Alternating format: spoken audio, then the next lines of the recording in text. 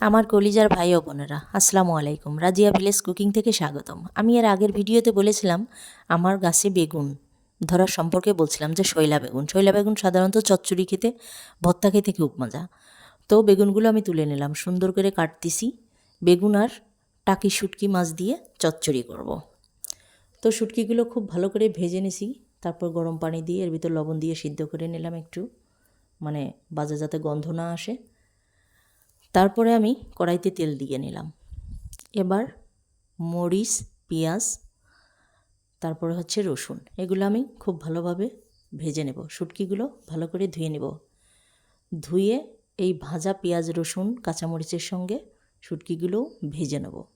আপনারা এভাবে শুটকি রান্না করবেন, যে যেখান থেকে শুটকি রান্না করেন না কেন এভাবে রান্না করবেন, তাহলে কোনো বাজে গন্ধ থাকবে না।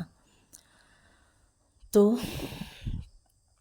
তারপরে আমি এই সুন্দর সুন্দর লাল করে ভেজে নিলাম। নেওয়ার পরে এখানে আমি পানি দিয়ে দেব।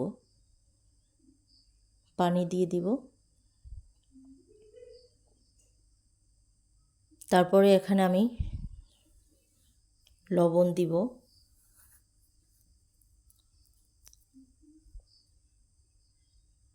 হলুদ দিয়েছি, লবণ দিয়েছি, এটা ভালোভাবে কষিয়ে নিয়েছি। আপনারা চাইলে জিরা বাটা দিতে পারেন। বেগুনগুলো দিয়ে ভালোভাবে মাখায়ে নিব আর কি, খুন্তি দিয়ে নাড়ে নিব।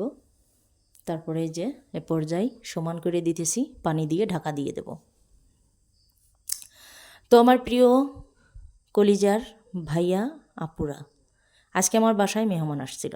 মেহমানদেরকে আমি কিভাবে আপ্যায়ন করলাম, মেহমান বলতে আমার বোনের ছেলে, আমার ভাগনার ওয়াইফ। তো এরা আসছিল আমার বাসায়, যেহেতু নতুন বউ নিয়ে আসছিল, আমার সাধ্যমতো আমি আপ্যায়ন করেছি। তবে এখানে কিন্তু আমি বাইরের কোনো তরকারি কিনে নেই, সবই আমার বাসায় তরকারি ছিল। সবজি দিয়ে আমি বেগুন চচ্চড়ি করেছি, আর ফ্রিজে মাছ মাংস ছিল, সেগুলো দিয়ে আমি আপ্যায়ন করেছি। এই যে আমার তরকারি চচ্চড়ির ফাইনাল লুক। তারপরে আমি মাছ ভাজিতে চলে আসলাম। মাছ ভাজিটা হয়ে গেছে আমার।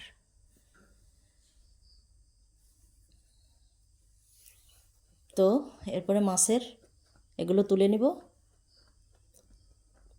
মাছের মাথাগুলো ভেজে নেব, ভালো করে ভেজে নেব। এগুলো টাটকা গ্রামেরই বাজার থেকে কেনা রুই মাছ। তো এটা আমার হচ্ছে আগেই কাটা ছিল, তো আমি ভেজে নিলাম। এটা হচ্ছে যে রুই মাছের বাটা মশলা দিয়ে ঝোল। তো এই যে আমি পেঁয়াজ, রসুন, শুকনো মরিচ, জিরা, এগুলো আমি বেটে নিছি পাটাই বাটা। তো এই যে আমি সুন্দর করে এগুলো কষিয়ে নেব খুব ভালোভাবে। আমি বারবারই বলেছি, মশলা কষানোর ভিতরেই সব পানি দিয়ে দেব। তারপর লবণ দিলাম, হলুদ দিলাম, সুন্দর করে আবার কষিয়ে নেব। আমি তো মশলাটা আগে ভেজে নিছি, এখন আছে কষানোর পালা। পানি দিয়ে কষাই নিব। এ পর্যায়ে ঝোলের পানি দিয়ে দিলাম। তারপরে হচ্ছে এর ভিতরে মাছ দিয়ে দেব।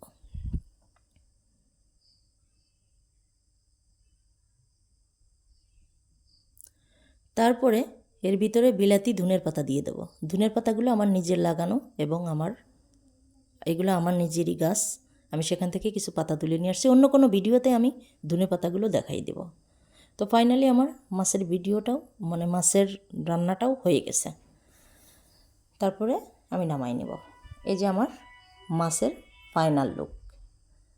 খুব সুন্দর ছিল, খুব স্বাদ ছিল। তারপরে আমি গরুর মাংসটা রান্না করব। যেহেতু বাসায় মেহমান আসছে, মেহমান বলে কথা, ভাগ্নের ওয়াইফ, অর্থাৎ আমার ভাগ্নে বউ, বেটার বউ হয় আর কি। তো আমি এখানে গরু মাংস রান্না করার জন্য আলুগুলো খুব সুন্দর করে লবণ হলুদ দিয়ে ভেজে নিলাম। তারপর এখানে সমস্ত বাটা, রসুন বাটা, জিরা বাটা, আদা বাটা, তারপর আছে শুকনো মরিচ বাটা, তারপর হচ্ছে এলাচ, দারচিনি, সব কিছু মানে বাটা আর কি, লবণ হলুদ দিয়ে নিলাম। এখন হচ্ছে মশলাটা ভাজার পালা। ভেজে পানি দিয়ে দিলাম, কষাই নিলাম, মাংস দিয়ে নিলাম। তারপরে এই পর্যায়ে আপনারা যে মাংস রান্না না করতে পারেন, আমার এই ভিডিওগুলো দেখতে পারেন, দেখে এভাবে মাংস রান্না করবেন। আর বেটে রান্না করলে তো কথাই নেই,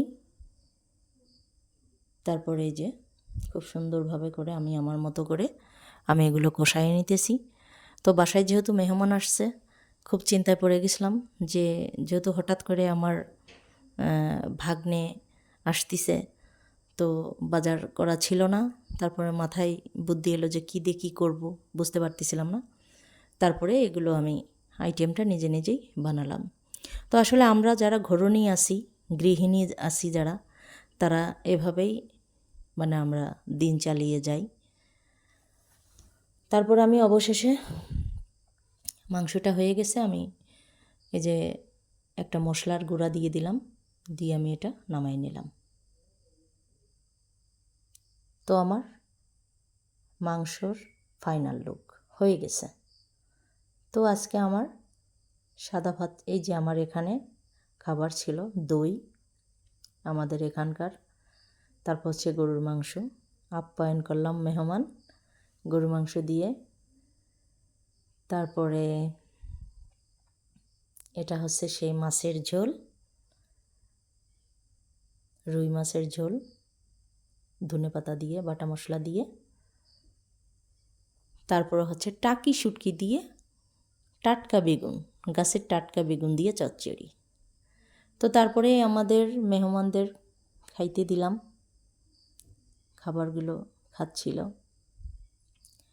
আমার যতটুক সাধ্য ছিল, সাধ্যমতো আমি আপ্যায়ন করেছি। তো এই 3টা রান্না মিলে কেমন হয়েছে আমার আপুরা, ভাইয়ারা, আমার ভিডিওটা যদি একটু ভালো লেগে থাকে আপনাদের, তাহলে ভিডিওটাকে সাবস্ক্রাইব করবেন, লাইক দিবেন, কমেন্ট করবেন, শেয়ার দিবেন। আর আমার এই ভিডিওতে যদি কোনো প্রকার কোনো ভুল হয়ে থাকে, তাহলে আমার সিনিয়র যারা আছেন বড় বোন ভেবে, জুনিয়র আছেন ছোট বোন ভেবে ক্ষমা করবেন। ভালো থাকবেন। আল্লাহ হাফেজ।